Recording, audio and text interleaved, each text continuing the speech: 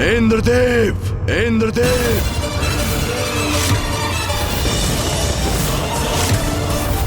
इंद्रदेव, अभी यहां लौटिए, इसी क्षण।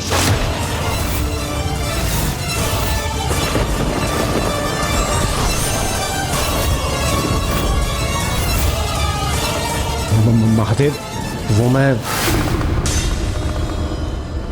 इतना दुस्साहस कैसे किया आपने? स्पष्ट कहा था मैंने, हिंसा का प्रयोग करा भी नहीं करेंगे आप।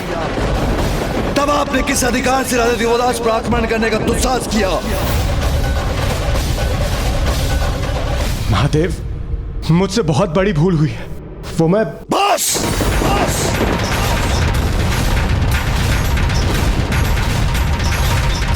अब आपके मुख से और कुछ नहीं सुनना चाहता हूं मैं। जब मैंने राजा दिवोदास को वचन देकर अपनी इच्छा से काशी का परित्याग किया था, तब आप किस अधिकार से उन पर वार करने के लिए प्रस्तुत हो गए? आपको अपने इस दोष का भीषण दंड भुगतना ही होगा।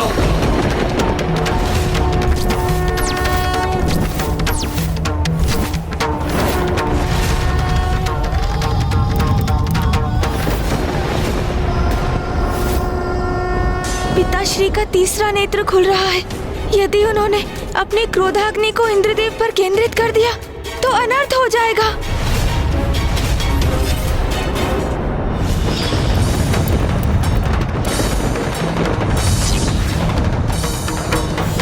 पूर्व में एक बार महादेव की क्रोधाग्नि का सामना कर भस्म होते होते बचाओ, कि तो इस बार प्रतीत होता है मैं नहीं बच पाऊंगा। पिताश्री, कृपया करके शांत हो जाइए।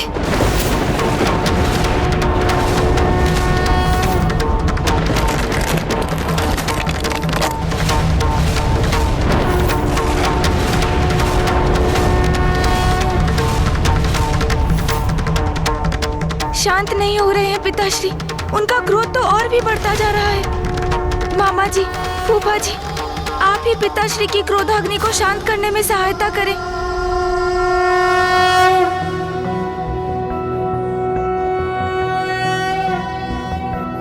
नागेन्द्रहाराय त्रिलोचनाय भस्मांगरागाय महेश्वराय नित्याय शुद्धाय दिगंबराय तस्मै नकाराय नमः शिवाय।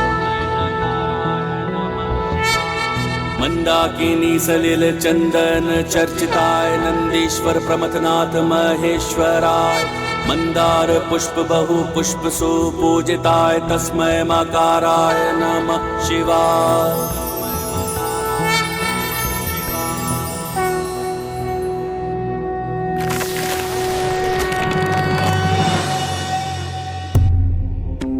इंद्रदेव, मैंने अपनी क्रोधाग्नि को रोका अवश्य है, किंतु मेरा क्रोध शांत नहीं हुआ।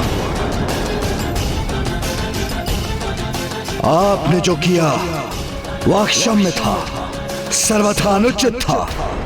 महादेव, मैं आपसे क्षमा की भीख मांगता हूं। भूलवश मुझसे बहुत बड़ा अपराध हो गया। मैं स्वयं पर से कैसे नियंत्रण खो बैठा, ये स्वयं मुझे ही ज्ञात नहीं। मुझे ज्ञात है।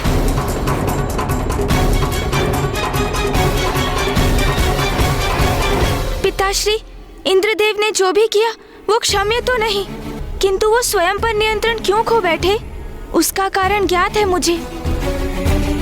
ऐसा क्या कारण हो सकता है गणेश कि इंद्रदेव परिणाम का विचार किए बिना मेरे आदेश का उल्लंघन करने के लिए प्रेरित हो गए? उनकी असुरक्षा का भाव पिताश्री।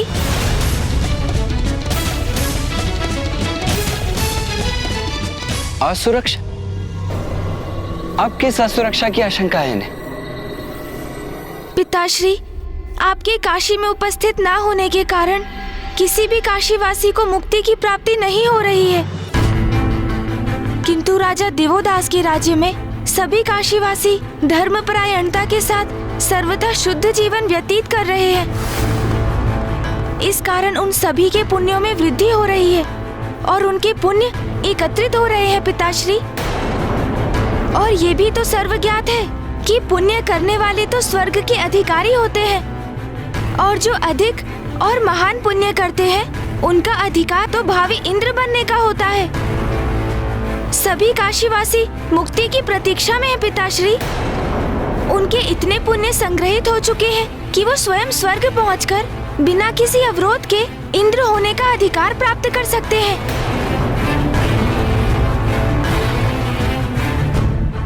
अभी तो हमारे मध्य एक ही इंद्रदेव है, किंतु अति शीघ्र अनेकों इंद्रदेव प्रस्तुत हो जाएंगे। एक ही सिंहासन के अनेकों प्रत्याशी, और तब मौलिक इंद्रदेव का कोई मूल्य नहीं रहेगा। अपने पद की गरिमा खोने का भय ही देवराज इंद्र के क्रोध का कारण बना, जो राजा दिवोदास पर फूटने ही जा रहा था, क्योंकि उन्हीं के कारण अब इंद्रदेव का पद संकट में है। प्रथम पूज्य गणेश जी सर्वथा उचित कह रहे हैं महादेव। मेरी शंका ही मेरे क्रोध में परिवर्तित हो गई। इंद्रदेव, ये कैसा कृत्य व्यवहार है आपका?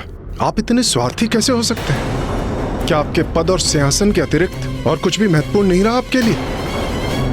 ऋषि जगेश्वर की स्थिति प्रति क्षण गंभीर होती जा रही है इंद्रदेव। यदि उन्हें शीघ्र महादेव के दर्शन प्राप्त नहीं हुए तो अपने प्राण त्याग देंगे और हम सभी ब्राह्मण हत्या के महापाप के भागीदार होंगे। हम सभी यहाँ पर एकत्रित हुए ताकि हम किसी प्रकार महादेव को पुनः काशी ले जाएं। और आपको केवल अपने पद की चिंता है। जो हुआ सो हुआ, अब उस पर विचार करने का क्या लाभ?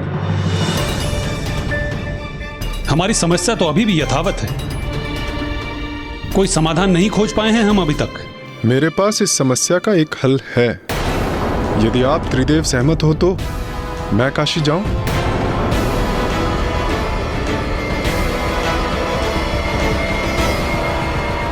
नहीं, नहीं।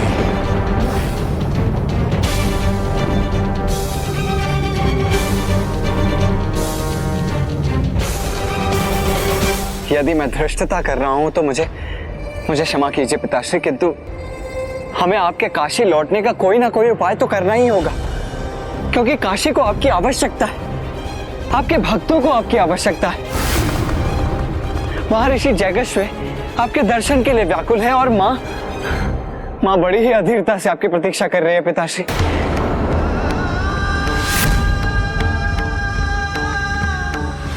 मैं भी तुमसे भेंट करने के लिए अति व्याकुल हूं मां।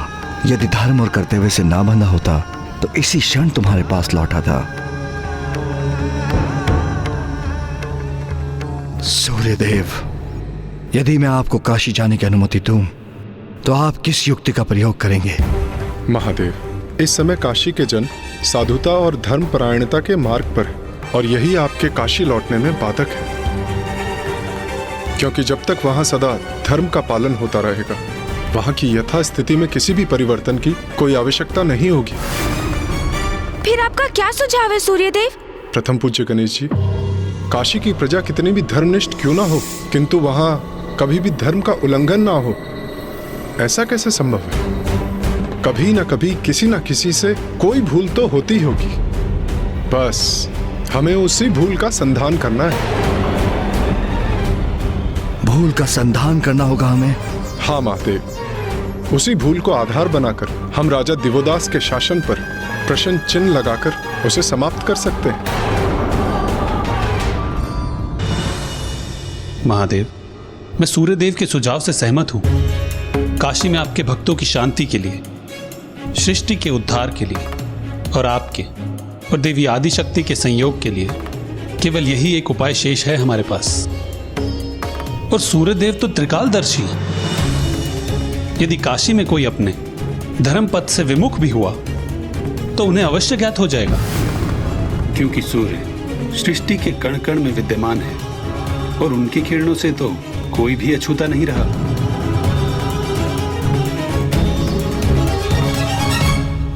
उचित है, किंतु स्मरण रहे, जो भूल इंद्रदेव ने की वो पुनः ना हो।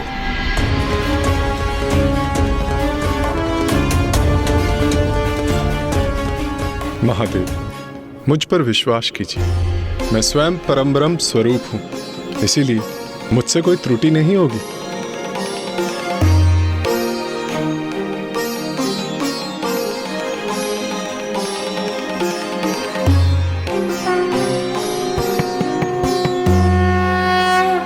सूर्यदेव, अब तो सब आपके ही हाथों में है।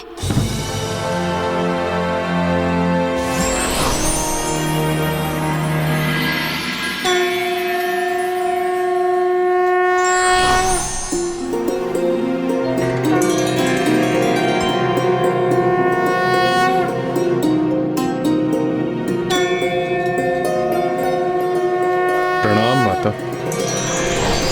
प्रणाम सूर्यदेव। आप यहाँ मेरे स्वामी किस अवस्था में? महादेव भी आपके वियोग में व्याकुल है माता, किंतु हम सभी देवता अथक प्रयास कर रहे हैं कि राजा दिवोदास स्थिति की गंभीरता को समझे। मैं उसी प्रयोजन से यहाँ आया हूँ। हाँ सूर्यदेव, स्वामी के भक्तों को यहाँ काशी में उनकी आवश्यकता है।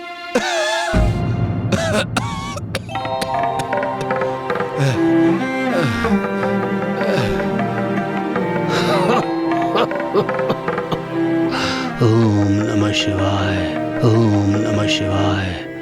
कितना कठोर हृदयहीन राजा दिवोदास का। ओम नमः शिवाय। जो प्रभु के भक्त को उनके दर्शन से वंचित रखे, वो राजा धर्मनिष्ठ कैसे हो सकता है?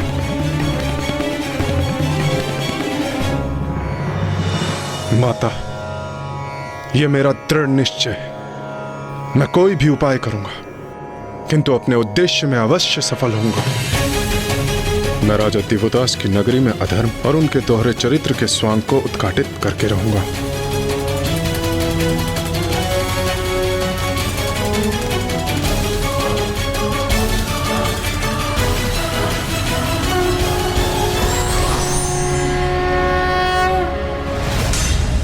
नहीं, कहीं सूर्यदेव भी क्रोधावेश में अपना नियंत्रण ना खो बैठे।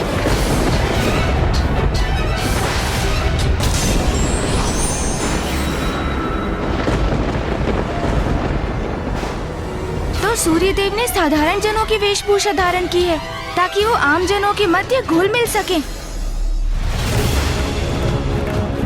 कुछ नहीं छिपेगा मेरी दृष्टि से। यहाँ के कण कण के प्रत्येक क्रियाकलाप पर अपनी दृष्टि बनाकर रखूंगा मैं, और मुझे विश्वास है शीघ्र ही तुम्हारे इस धर्मोचित राज्य में कोई ना कोई त्रुटि तो अवश्य ढूंढ लूंगा। तुम बस प्रतीक्षा करो।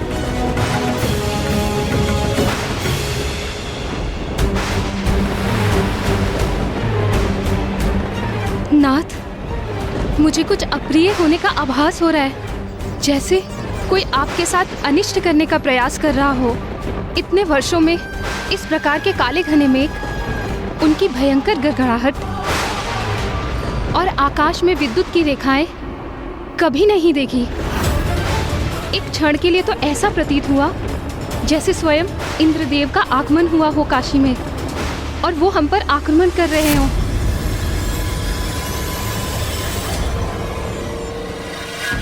आप चिंता क्यों करती हैं देवी सरला?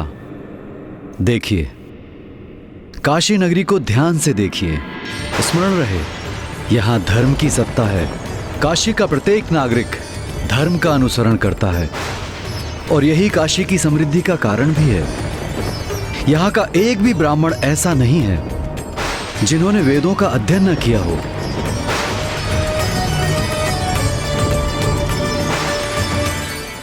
जो भी हो, जैसे भी हो, दोषहीन प्रतीत होने वाली इस काशी में कोई ना कोई खोट तो अवश्य ढूंढ लूंगा।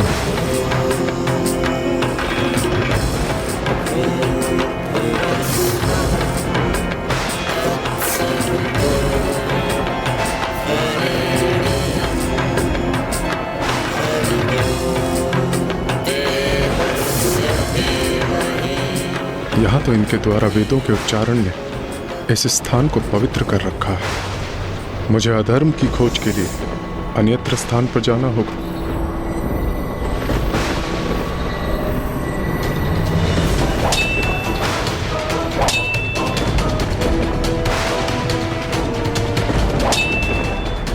ये तो दो खड़कों के आपस में टकराने की ध्वनि है। अवश्य कोई युद्ध कर रहा है काशी में।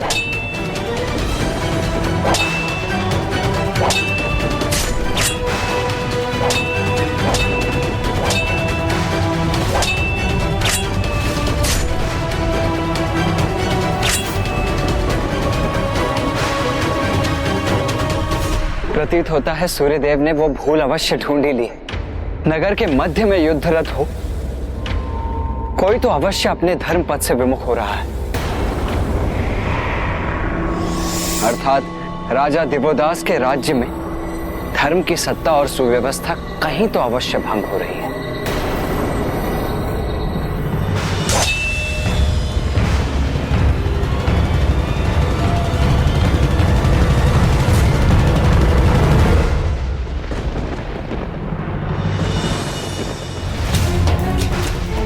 आज का हमारा अभ्यास यही समाप्त होता है, कल हम पुनः मिलेंगे।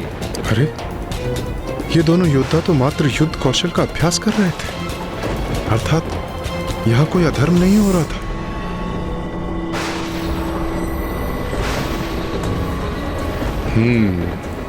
क्रय विक्रय स्थल, अर्थात यहाँ कपट की सर्वाधिक संभावना है।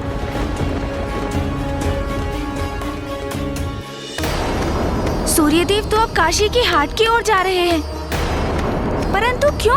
क्या है उनकी अगली योजना?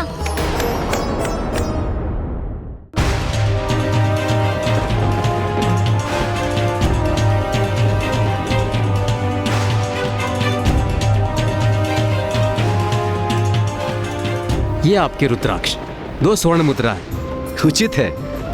मेरी पत्नी पूजा के लिए इनकी माला बनाने के लिए बहुत इच्छुक है। मैं अन्य सभी कार्य समाप्त कर आता हूँ, फिर इन रुद्राक्ष मनकाओं को मैं ले जाऊंगा, तभी मैं इनका भुगतान भी कर दूंगा। जी, जैसा आप चाहें। जी धन्यवाद।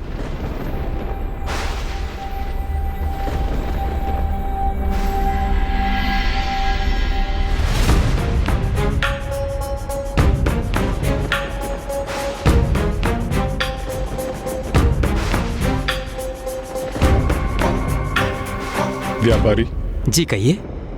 इन रुद्राक्ष मनकाओं का क्या मूल्य है?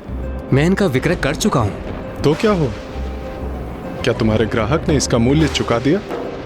नहीं, किंतु वो शीघ्र ही इसे लेकर जाएंगे। मैं उन्हें अपने शब्द दे चुका हूँ। हाँ हाँ, मैंने देखा। 2 स्वर्ण मुद्राएं नियत की है ना तुमने। मैं तुम्हें 5 स्वर्ण मुद्राएं दूंगा और मूल्य भी अभी चुकाऊंगा।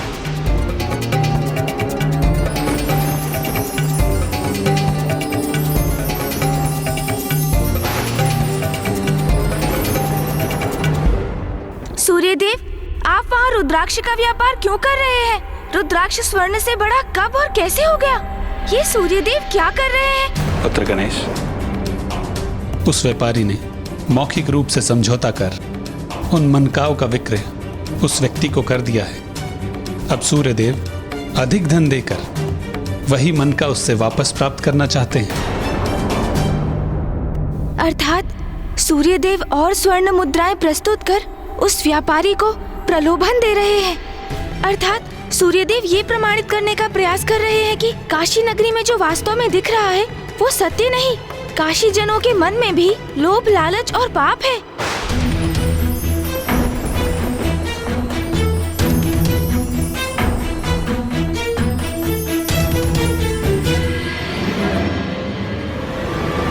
मुझे क्षमा करें,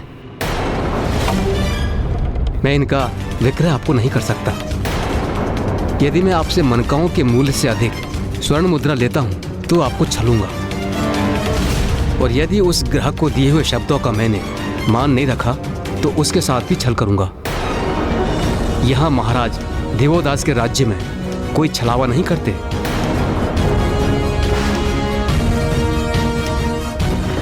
आश्चर्य, घोर आश्चर्य, इतनी सत्यता।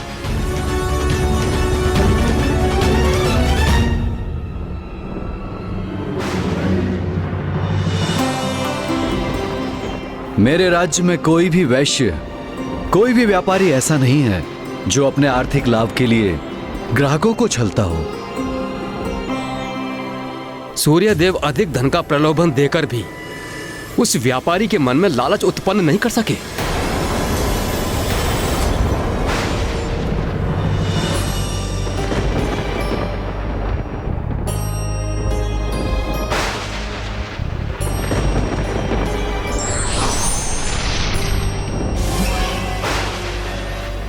ब्राह्मण देव,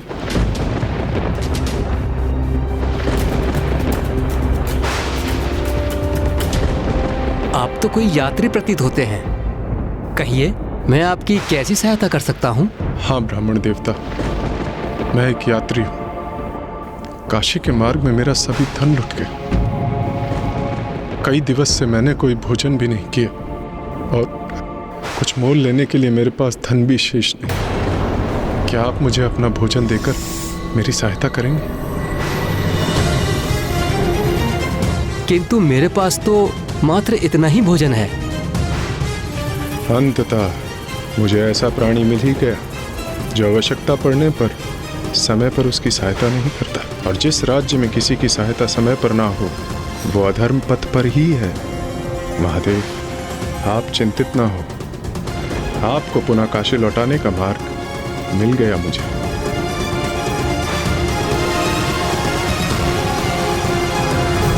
परिस्थिति चाहे कैसी भी हो, अपने वचन और कर्म का पालन करने में कोई भूल या लालच नहीं करते, वो ही सच्चे धार्मिक कहलाते हैं। ब्राह्मण देव, क्या आप मुझे अपना भोजन देकर मेरी सहायता करेंगे? किंतु मेरे पास तो मात्र इतना ही भोजन है। अंततः मुझे ऐसा प्राणी मिल ही गया जो आवश्यकता पड़ने पर समय पर उसकी सहायता नहीं करता, और जिस राज्य में किसी की सहायता समय पर ना हो वो अधर्म पथ पर ही है। महादेव, आप चिंतित ना हो, आपको पुनः काशी लौटाने का मार्ग मिल गया मुझे। क्षमा कीजिएगा पथिक, आप भूख से इतने आकुल हैं, इतने क्लांत हैं, और मैं आपको उदर भर भोजन भी नहीं दे सकता। किंतु मेरे पास जितना भोजन है उतना ग्रहण कर मुझे कृतार्थ करें। आइए सज्जन, स्थान ग्रहण कीजिए।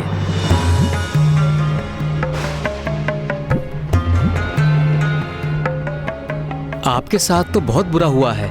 ये लीजिए, ये भोजन स्वीकार कीजिए।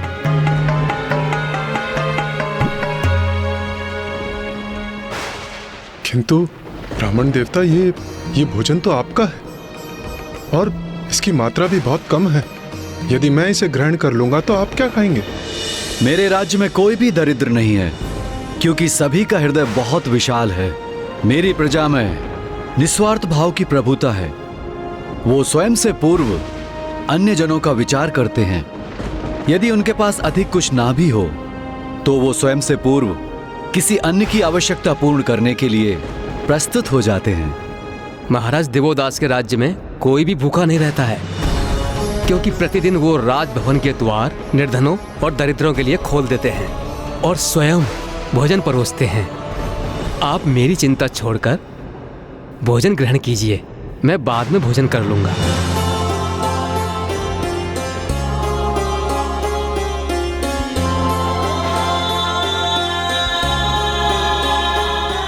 कितना निस्वार्थ भाव है इस नगर के वासियों में। धन्य है काशी नगरी। लीजिए, अब सूर्यदेव स्वयं भोजन भी करने लग गए। आप जाकर महाराज दिवोदास से सहायता की याचना क्यों नहीं करते?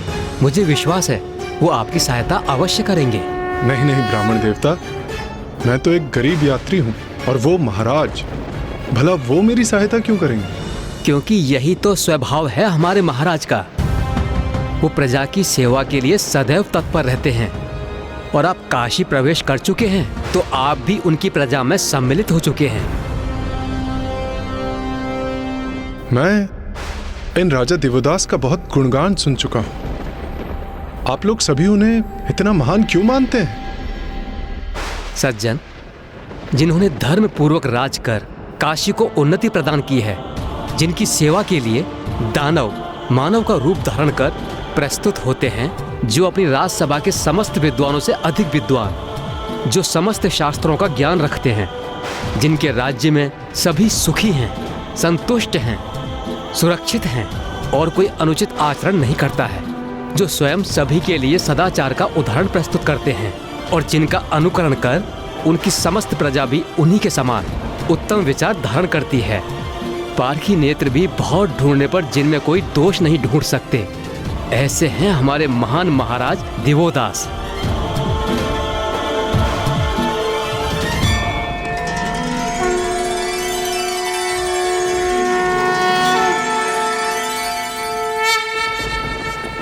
क्षमा करें सज्जन।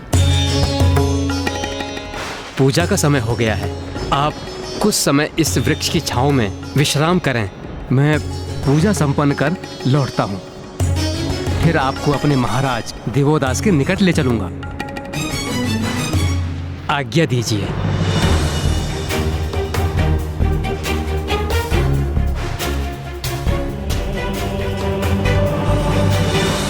देवी सरला, जब तक मैं और मेरी प्रजा धर्मोचित आचरण करते रहेंगे, हमें कोई तनिक भी क्षति नहीं पहुंचा सकता। इसलिए आपको किसी भी प्रकार की चिंता करने की आवश्यकता नहीं है।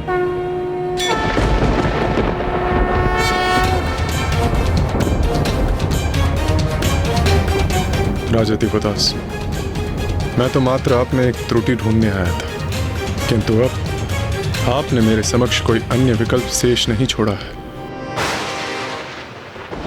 ये क्या कर रहे हैं सूर्यदेव? राजभवन की दिशा में क्यों जा रहे हैं?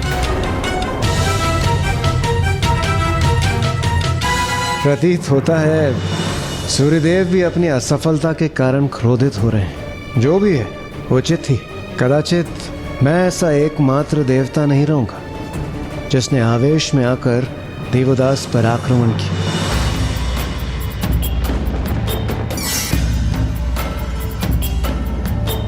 स्वस्ति न इंद्रो वृतश्रवाः स्वस्ति न पूषा विश्ववेदाः स्वस्ति नस्तारक्षो अरिष्टनेमिः स्वस्ति नो बृहस्पतिर्दधातु मानस्तोके दनयमान। त्रुटि और अधर्म की खोज में आया था मैं राजा दिवोदास की नगरी काशी में, किंतु यहाँ तो कोई भी अपने धर्म पथ और कर्तव्य से डिगने को तत्पर ही नहीं, अर्थात मैं अपने कार्य में असफल रहा।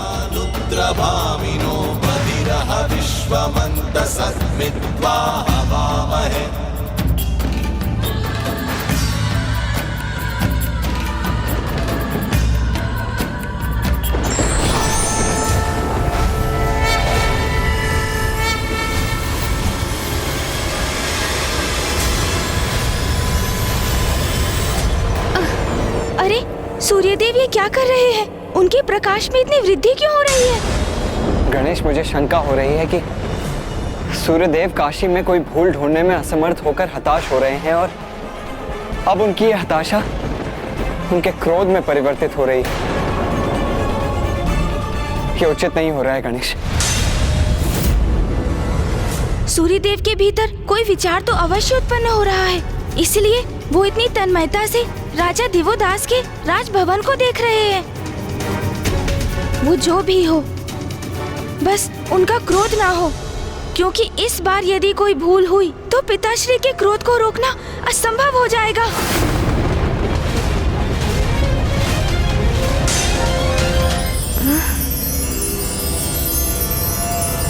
इतना प्रचंड प्रकाश!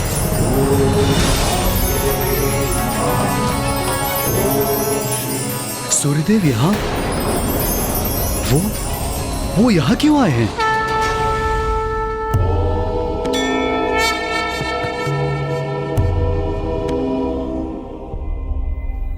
महादेव, मैं स्वयं को रोकने में असमर्थ हूँ, इसलिए अब जो मैं करने जा रहा हूँ उसके लिए मुझे क्षमा कीजिए।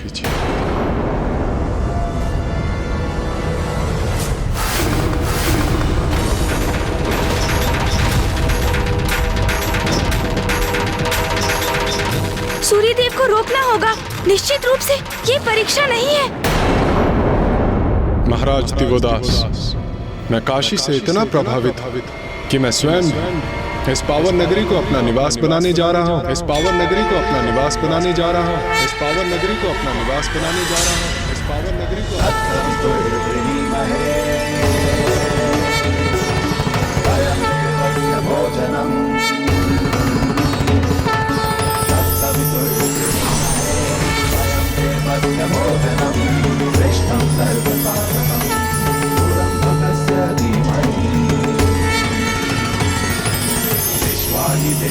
देव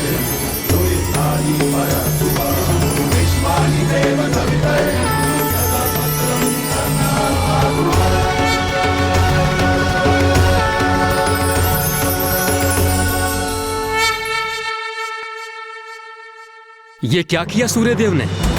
वो तो काशी गए हुए थे राजा देवोदास के राज्य में कोई भूल को ढूंढने के लिए, किंतु वो तो स्वयं काशी में ही वास करने के लिए तत्पर हो गए। ऐसा क्यों किया उन्होंने? राजा दिवोदास के कारण, राजा दिवोदास के कारण।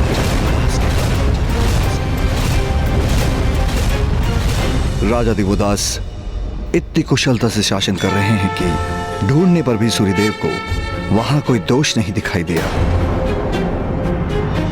इसीलिए वो पावन काशी को अपना निवास बनाने से नहीं रोक सके। सूर्यदेव स्वयं को 12 भागों में विभक्त कर 12 कुंडों के रूप में वहीं स्थित हो गए हैं। सूर्यदेव जिन 12 रूपों में वहां स्थापित होंगे वो नाम होंगे लोलाट, लोलाट, उत्तराग, सांबादित्य, ध्रुपादित्य, मयूखादित्य, खगोलकादित्य, अरुणादित्य, वृद्धादित्य, वैमलादित्य, गंगादित्य एवं यमादित्य। लोलार कुंड की महिमा अद्भुत होगी। जो यहां सूर्य का ध्यान कर लाल चंदन का टीका कर लाल पुष्प अर्पित करेगा उसे गायत्री मंत्र के जाप का पुण्य प्राप्त होगा।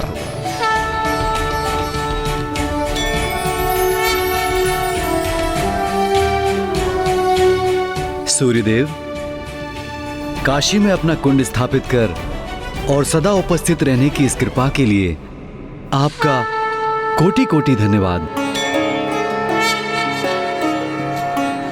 प्रणाम सूर्यदेव। सूर्यदेव स्वयं परम ब्रह्म स्वरूप हैं, इसलिए काशी में उनका शुभ प्रभाव तो होना अनिवार्य ही था।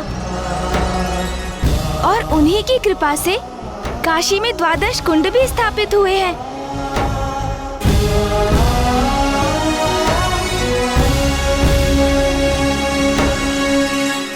किंतु जो भी हो, हमारी समस्या तो अभी भी वहीं स्थिर है। समय बीतता जा रहा है। ऋषि जगेश्वी अभी भी अन्न जल का त्याग कर पिताश्री के दर्शन को आतुर है। महादेव, माँ भी पिताश्री के काशी लौटने की प्रतीक्षा में है। अब इस परिस्थिति का समाधान कैसे ढूंढे हम?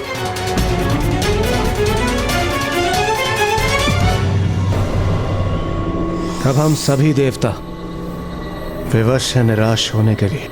ऐसा मत कहिए इंद्रदेव, इस कठिनाई से बाहर निकलने का कोई तो मार्ग अवश्य होगा। जब तक मार्ग प्राप्त होगा हम सभी स्वर्ग से निष्कासित हो चुके होंगे। स्वर्ग से हमारा निष्कासन? ये आप क्या कह रहे हैं इंद्रदेव? आप सभी इस भ्रम में मत रहिए कि केवल मेरा ही पद संकट में है। यदि पुण्य एकत्रित करने वाले सभी जीव इंद्र पद पर स्थापित हुए तो उनमें से कुछ निम्न पुण्य अर्जित करने वाले भावी अग्निदेव, वरुण देव, वायुदेव और सूर्यदेव भी कहलाएंगे। अर्थात महादेव का काशी में ना होना हम पर एक महान संकट का रूप लेकर मंडरा रहा है। किंतु अब हम करें तो करें क्या? आप स्वयं काशी गए थे तो महादेव के प्रकोप से भस्म होते होते रहे। अब सूर्यदेव काशी गए हैं तो उन्होंने काशी को ही अपना निवास बना दिया है। अर्थात अब हमें और कोई उपाय शेष दिखाई नहीं दे रहा है। एक उपाय अभी भी शेष है। तो शीघ्र बताइए इंद्रदेव, क्या है वो? बताऊंगा, मैं अवश्य बताऊंगा, किंतु तब जब आप सभी मुझे वचन देंगे कि आप वही करेंगे जो मैं कहूंगा।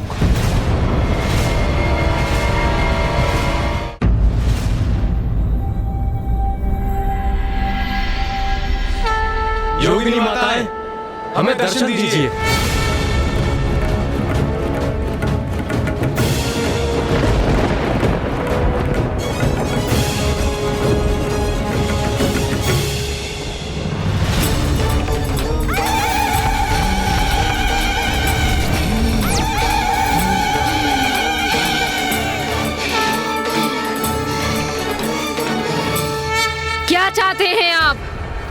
आवाहन किया है हमारा। माताओं, आप सभी यहाँ हैं, किंतु ये उचित नहीं होता कि ऐसे समय में जब माता आदि शक्ति को आपकी सहायता की आवश्यकता है तो आप उनके साथ होती।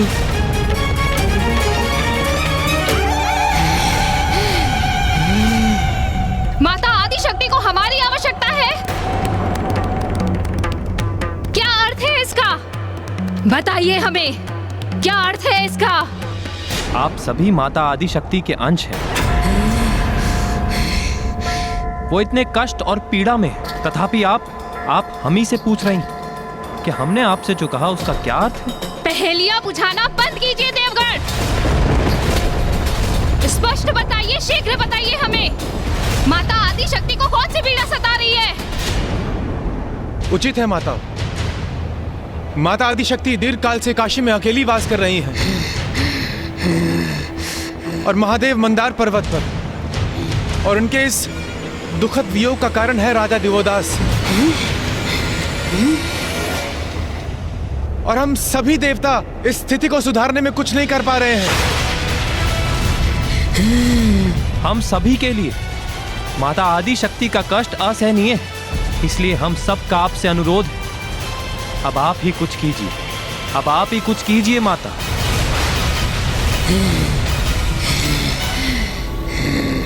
महाराज देवोदास, उनका साहस कैसे हुआ माँ आदि शक्ति और महादेव के बीच दूरी उत्पन्न करने का? हम अभी जाकर उस राजा देवोदास को उसकी उत्कंठता के लिए भीषण दंड देंगे।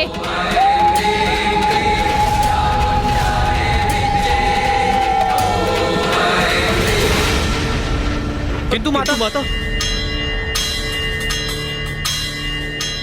हमने तो योगिनी माताओं को यह बताया ही नहीं कि महादेव ने किसी भी प्रकार की हिंसा और अनुचित कृत्य के लिए सर्वथा मना किया है, कि काशी में किसी भी प्रकार की हिंसा को स्वीकार नहीं करेंगे।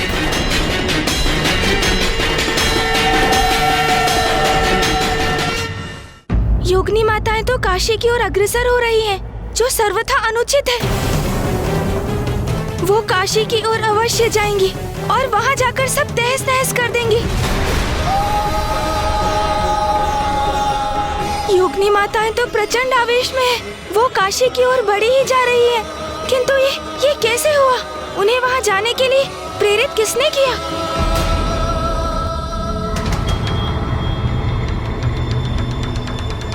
प्रथम पूज्य गणेश जी, कुमार कार्तिकेय, अनर्थ, घोर अनर्थ हो गया। अग्निदेव, वरुण देव, वायुदेव, अभी तो यही थे ना आप? फिर कहाँ जाकर लौट रहे हैं आप?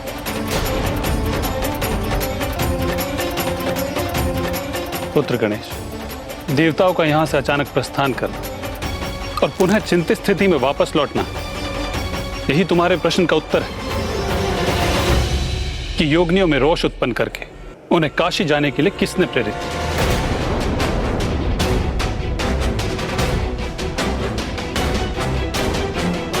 तो क्या देवगण ही? हाँ पुत्र गणेश, जब हम प्रस्तुत समस्या का समाधान ढूंढने में व्यस्त थे, तब इन सभी देवताओं ने स्वयं निर्णय ले लिया कि ये योगिनियों के पास जाके सहायता लेंगे।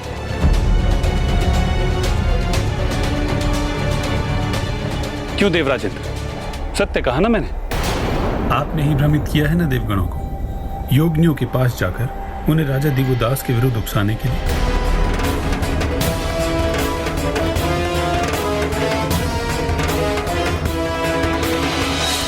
नारायण, मैं तो बस इस समस्या का समाधान ढूंढने का प्रयास कर रहा था। मुझे ज्ञात नहीं अग्निदेव, वायुदेव और वरुण देव ने योगिनी माताओं के साथ ऐसा क्या संवाद किया जिसकी वजह से वो इतनी कुपित हो गई। अच्छा इंद्रदेव, वहां हम गए तो अवश्य थे, किंतु ये सुझाव तो आपका ही था ना? शांत हो जाइए आप सभी देवगण, ये समय आरोप प्रत्यारोपण का नहीं है। क्या ये संभव कि योगिनी माताएं राजा दिवोदास को समझाने में सफल हो जाएं?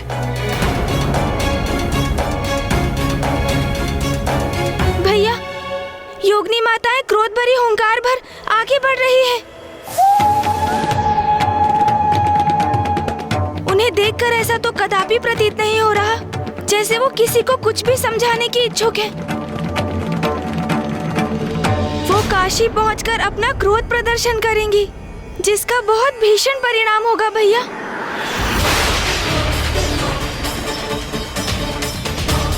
देवगण, आपने योगिनी माताओं को पिताश्री के आदेश की सूचना तो दी थी ना कि काशी में किसी भी प्रकार की कोई हिंसा नहीं होनी चाहिए। राजा दिवोदास को बलपूर्वक कोई विवश नहीं करेगा, उस पे किसी प्रकार की हिंसा का प्रयोग नहीं करेगा। वो गणेश जी, इससे पूर्व कि हम उनसे कुछ कह पाते, वो काशी की ओर प्रस्थान कर गए।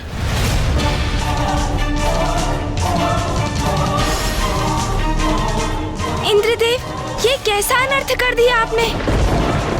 अब कौन रोकेगा योगिनी माताओं को?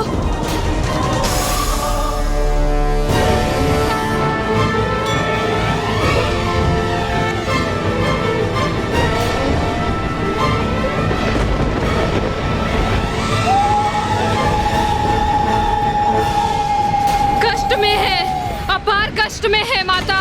उन राजा देवोदास के कारण चीर के रख देंगे हम राजा देवोदास को। एक तुच्छ राजा का इतना दुस्साहस कि माता और प्रभु के मध्य दूरी उत्पन्न करे।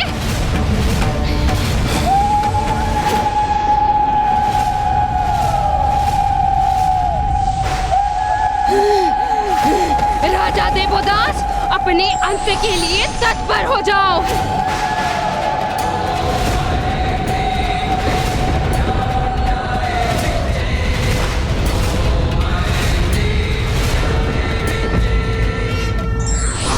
परिस्थिति को अपने पक्ष में करने के लिए हमें बल का नहीं, अपितु बुद्धि का प्रयोग कर विवेक से काम लेना चाहिए। चीर के रख देंगे हम राजा देवोदास को। एक तुच्छ राजा का इतना दुस्साहस कि माता और प्रभु के मध्य दूरी उत्पन्न करे।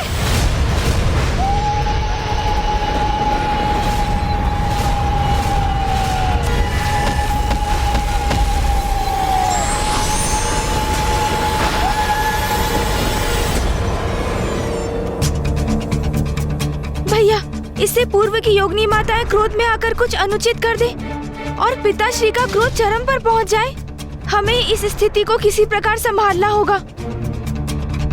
हाँ गणेश, हमें यथाशीघ्र वहां पहुंचना चाहिए। पुत्र गणेश, पुत्र कार्तिकेय, योगिनियां अत्यंत कुपित हैं। क्रोधावेश की उनकी इस अवस्था में उन्हें रोकना असंभव है। इसीलिए अभी उन्हें शांत करने का प्रयास का परिणाम तो और भी विध्वंसक होगा। कभी कभी जब स्थिति नियंत्रण से बाहर हो जाए तो उचित यही होता है कि उसमें हस्तक्षेप ना किया जाए, अन्यथा संकट और भी बढ़ सकता है। तो क्या आपका यही सुझाव है फूफा जी कि इस संकट को टालने के लिए हम कुछ ना करें, हाथ पर हाथ धरे बैठे रहें? नहीं भैया, हम ऐसा कदापि नहीं करेंगे। किंतु फूफा जी उचित कहते हैं, कदाचित इस समय योगिनी माताओं को हमारे समझाने का प्रयास अग्नि में घृत के ही समान होगा।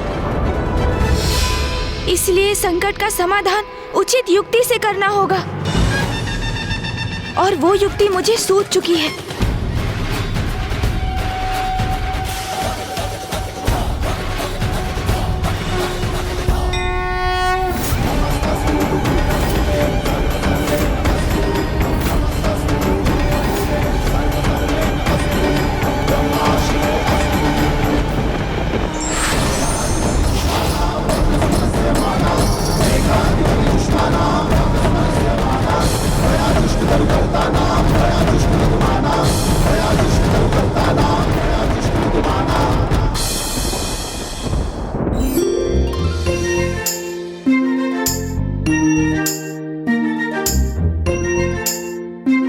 अब मैं तुम्हारी युक्ति समझ गया गणेश। तुम हाथ जोड़कर माँ से ही प्रार्थना कर रहे थे, है ना? हाँ भैया, मैं माँ से यही याचना कर रहा था कि वो इस संकट से हमारी रक्षा करें, क्योंकि योगिनी माताओं को रोकने में यदि कोई सक्षम है तो वो एकमात्र है माँ।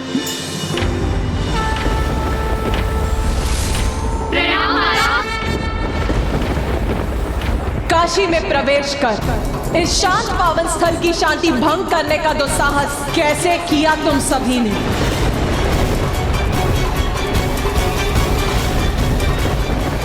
आपका दुख कैसे सहती माता? हम उस राजा देवोदास को उचित पाठ सिखाने चली आई थी। हम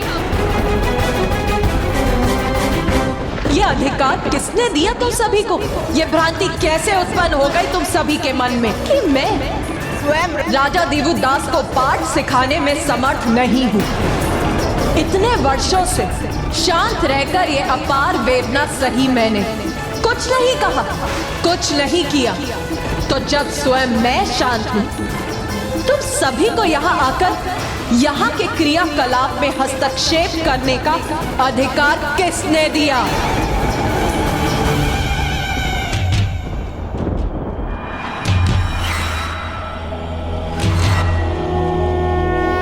महादेव ने वचन दिया था राजा देवोदास को, और महादेव के वचन की गरिमा में कदापि भंग होने नहीं दूंगी। समझ गई ना तुम सभी? हम समझ गए माता, हमें क्षमा कर दीजिए।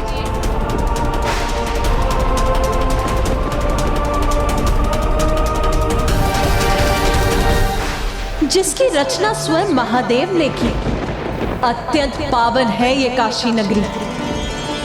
देखो इस पावन नगरी काशी को। राजा देवोदास के कुशल राजकाज के कारण ही काशी में दिव्यता और पवित्रता का प्रभाव है। हिंसा, क्रोध, घृणा, अपराध, इन सभी से रिक्त है मेरे स्वामी की प्रिय काशी। तो फिर ऐसे धर्मात्मा राजा पर आक्रमण करने का कुविचार कैसे किया तुम सभी ने? स्वस्ति न इंद्रो वृतश्रवाः स्वस्ति न पूषा विश्ववेदाः स्वस्ति न इंद्रो वृतश्रवाः स्वस्ति न पूषा। काशी में इस वातावरण का प्रभाव तो हम पर भी हो रहा है। हमारा क्रोध शांत हो रहा है और इसका श्रेय यहाँ के राजा देवोदास को ही जाता है। कितना भव्य और दिव्यता से परिपूर्ण व्यक्तित्व है उनका।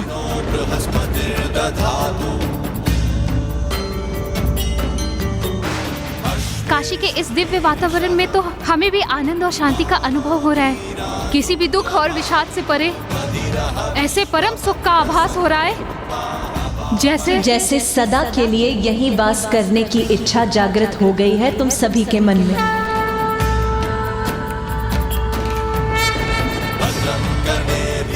हाँ माता, महाराज देवोदास तो वास्तव में महान है। उन्होंने काशी को इतना सुखमय बनाया है। माता, यदि आपकी अनुमति हो तो हम हमारा निवास यहीं स्थापित कर लें।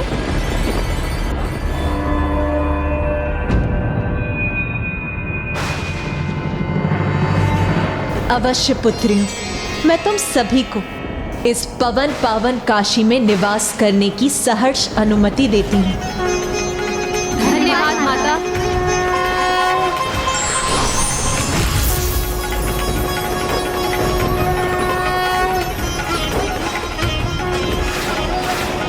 जहाँ योगिनियों ने अपना स्थान ग्रहण किया है, उस स्थान को 64 घाट के नाम से जाना जाएगा।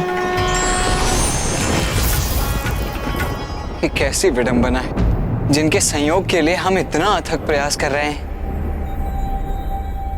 वही हमारे इस प्रयोजन में बाधा बन रहे हैं। यहाँ हम राजा देवोदास को काशी से दूर करने के लिए इतने प्रयत्नशील हो रहे हैं और उसके विपरीत माता और पिताश्री तो उनके ही सहायक बन रहे। हाँ भैया, किंतु यही तो धर्म की शक्ति है। इसी प्रकार तो ईश्वर अपनी पीड़ा और अपने कष्टों को अनदेखा कर अपने भक्तों के लिए कुछ भी करने के लिए प्रस्तुत हो जाते हैं। मुझे ज्ञात है माँ, आप पिताश्री के दर्शन के लिए कितनी अधीर हैं, किंतु फिर भी आपने योगिनी माताओं द्वारा राजा देवोदास को कोई क्षति नहीं पहुँचने दी और एक बहुत बड़े महासंकट को टाल दिया। उसके लिए आपको कोटि कोटि धन्यवाद माँ।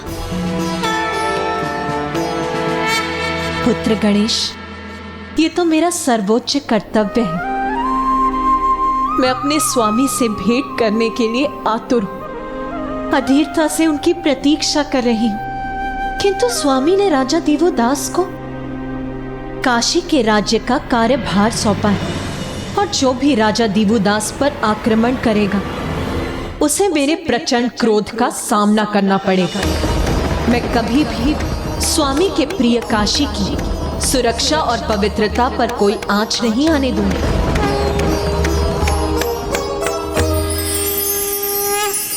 अब तो योगिनी माताओं ने भी काशी में अपना निवास बना लिया है। अग्निदेव, इसे आप अपना सौभाग्य मानिए कि माता ने योगिनी माताओं को राजा दिवोदास पर प्रहार कर उन्हें किसी भी प्रकार की क्षति पहुंचाने से रोक दिया।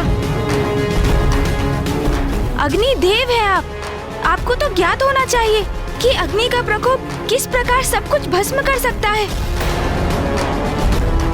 और आप तो राजा दिवोदास पर योगिनी माताओं का आक्रमण करवाकर पिताश्री की प्रचंड क्रोधाग्नि जागृत करने जा रहे थे। हाँ गणेश, ये तो तुम सर्वथा उचित कह रहे हो। ये तो बहुत बड़ा संकट टल गया। किंतु गणेश, अब पुनः हम वहीं के वहीं हैं जहां से हमने आरंभ किया था। हमारी समस्या तो अभी भी जहां की तहां ही है। ओम नमः शिवाय, ओम नमः शिवाय। और अब हमारे पास अधिक समय भी शेष नहीं है। ऋषि जगेश्वर की स्थिति तो निरंतर गंभीर होती जा रही है।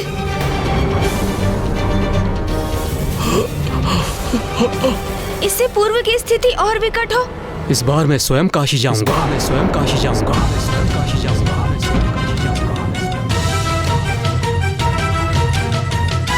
अच्छा, अब आप वहां जाएंगे, परंतु वहां आप करेंगे क्या? मैं तो जो पूर्व में हुआ उसी से चिंतित हूं। पहले देवराज इंद्र वहां गए, उन्होंने महादेव में क्रोध उत्पन्न कर दिया। फिर योगिनियां, उन्होंने देवी आदिशक्ति में रोष उत्पन्न कर दिया और सूर्यदेव तो वहीं वास करने लगे। अब आप वहां जाने के लिए तत्पर हैं। कुछ उपाय है आपके पास? क्या करेंगे आप वहां? नारायण का प्रश्न सर्वथा उचित है ब्रह्मदेव। हम देवताओं ने संपूर्ण प्रयास कर लिया राजा दिवोदास के राज्य में त्रुटि ढूंढने के, किंतु हम सफल नहीं हुए। हमारे पास ऐसा कुछ भी नहीं है जिसके आधार पर हम राजा दिवोदास पर आरोप मढ़ सके।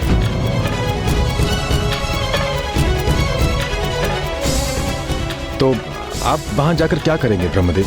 ये स्थिति मेरे कारण ही उत्पन्न हुई है।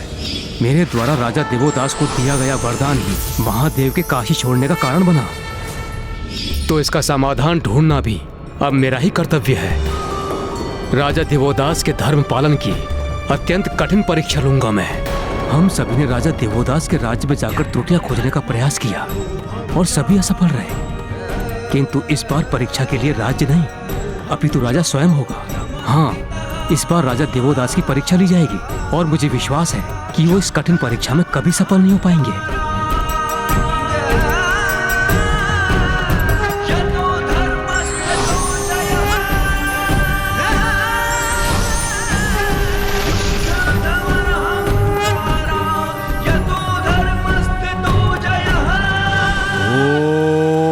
ब्रह्मदेवाय नमः।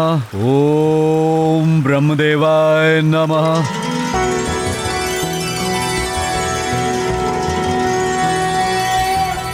शान्ताकारं भुजगशयनं पद्मनाभं सुरेशं विश्वाकारं गगनसदृशं मेघवर्णं शुभांगं लक्ष्मीकान्तं कमलनयनं योगिहृदध्यानगम्यं वन्दे विष्णुं भवभयहरं सर्वलोकैकनाथम्।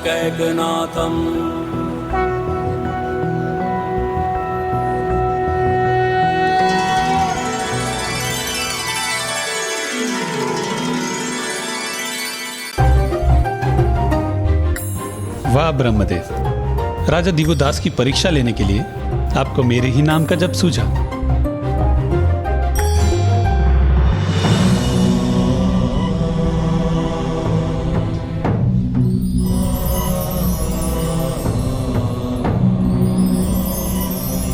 कितने दिव्य हैं ये ब्राह्मण देवता। अद्भुत आकर्षण है इनके व्यक्तित्व का। मुझे ऐसा आभास हो रहा है जैसे मैं इनसे परिचित हूं। प्रणाम ब्राह्मण देवता।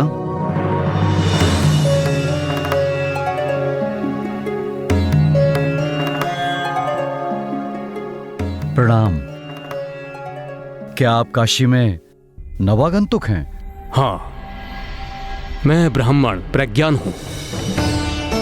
बहुत दूर से एक विशेष प्रयोजन से काशी आया हूं। मुझे बताइए ब्राह्मण देवता कि आपका विशेष प्रयोजन क्या है? कदाचित मैं आपकी सहायता कर सकूं। मेरी सहायता यहाँ एक ही व्यक्ति कर सकता है, वो हैं काशी नरेश महाराज देवोदास। क्योंकि मैंने काशी में महायज्ञ करने का संकल्प लिया है, पर इस महायज्ञ में काशी के महाराज देवोदास को मेरी सहायता करनी होगी। मैंने उनकी धर्मपरायणता के बारे में बहुत सुना है, किंतु क्या ब्राह्मण देवता? किंतु मुझे उनसे भेंट करने में संकोच हो रहा है। वो चाहे कितने ही धर्मनिष्ठ क्यों ना हो, है तो वो राजा ही ना, और एक राजा भला एक दरिद्र ब्राह्मण की सहायता क्यों करेगा? फूफा जी ने ऐसी योजना बनाई है जिससे राजा देवोदास भावुक होकर विवश हो जाएंगे। आपकी सहायता करना तो मेरा परम सौभाग्य होगा ब्राह्मण देवता। मेरी सहायता? मैं कुछ समझा नहीं। आप मेरी सहायता क्यों करेंगे?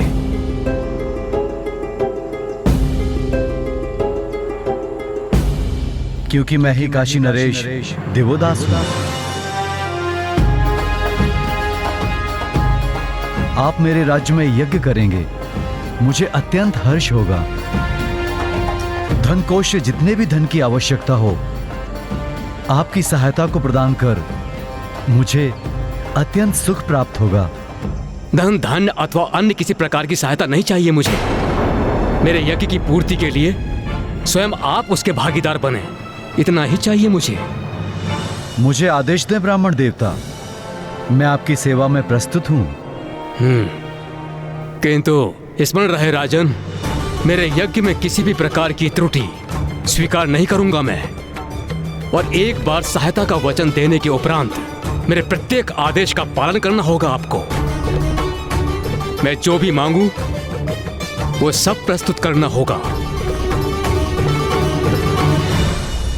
आप निश्चिंत रहें ब्राह्मण देवता, मैं वचन देता हूं कि मैं आपके किसी भी प्रकार के आदेश का उल्लंघन नहीं करूंगा।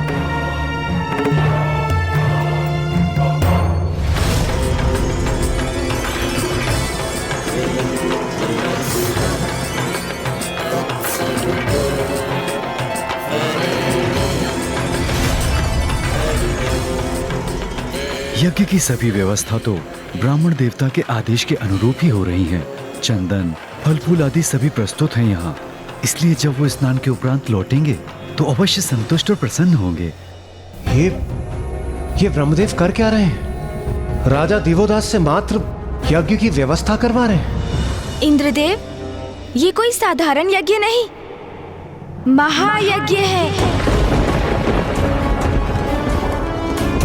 जिसकी व्यवस्था में तनिक भी त्रुटि हो जाए तो उसका भयंकर महापाप लगता है। और यदि ऐसा हुआ तो राजा देवोदास को मात्र काशी का ही परित्याग नहीं करना होगा, अपितु उन्हें नरक भोगना होगा।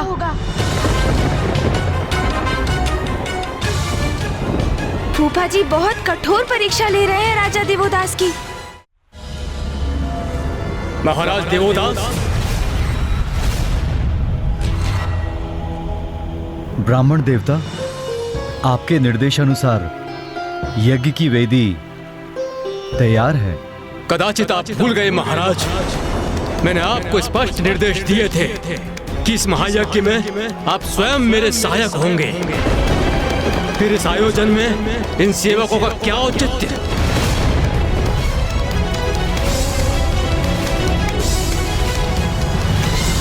क्षमा करें ब्राह्मण देवता, आप जो आदेश देंगे मैं वो कार्य स्वयं करूंगा। हाँ, तो इस गौ के गोबर से संपूर्ण स्थान को लीप कर तैयार करो।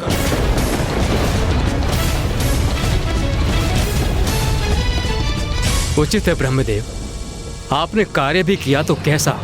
एक राजा गऊ का गोबर अपने हाथों में लेकर कभी उसे मैला नहीं करेगा। अब अवश्य त्रुटि होगी धर्मनिष्ठ राजा दिवोदास से। त्रुटि तो कदाचित आपसे ही हो गई है अग्निदेव, राजा दिवोदास को समझने में। इसलिए शीघ्रता में कहे गए आपके वचन सत्य नहीं हुए। यदि ब्रह्मदेव धर्म के जनक हैं, तो राजा दिवोदास भी सच्चे धर्मनिष्ठ हैं। अब ब्रह्मदेव की परीक्षा में राजा दिवोदास उत्तीर्ण होते हैं या नहीं, इसके लिए आपको धैर्य रखना होगा। जो आज्ञा ब्राह्मण देवता।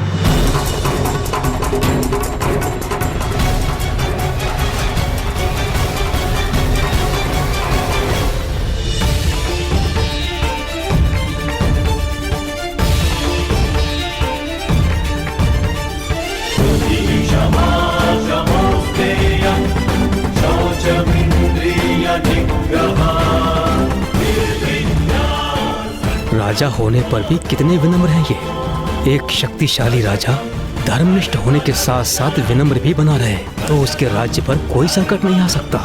उसका राज्य चिरकाल तक स्थापित रहता है। राजा दिवोदास ने इस परीक्षा में सफल होकर ये प्रमाणित कर दिया कि उनके स्वभाव में अहंकार लेश मात्र भी नहीं।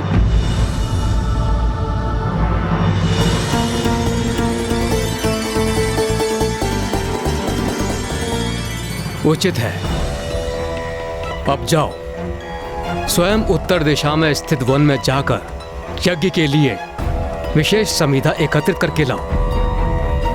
उत्तर दिशा?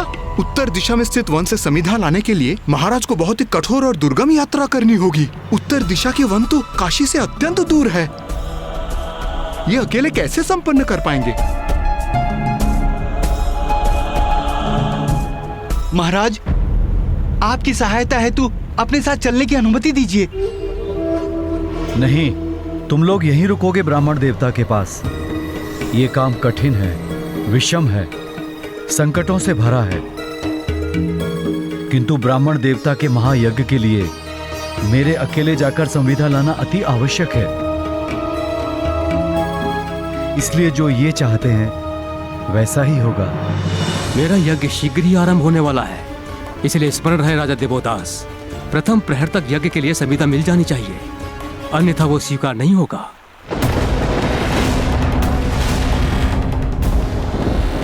ये क्या? फूफा जी तो राजा दिवोदास के लिए कठिनाई पे कठिनाई उत्पन्न कर रहे हैं। कहीं ये सब उनके साथ अनुचित तो नहीं हो रहा? क्योंकि फूफा जी को यज्ञ के लिए जो समिधा चाहिए वो उन्हें प्रथम प्रहर तक मिल जानी चाहिए, किंतु इतने अल्प समय में ये राजा दिवोदास के लिए कैसे संभव हो पाएगा?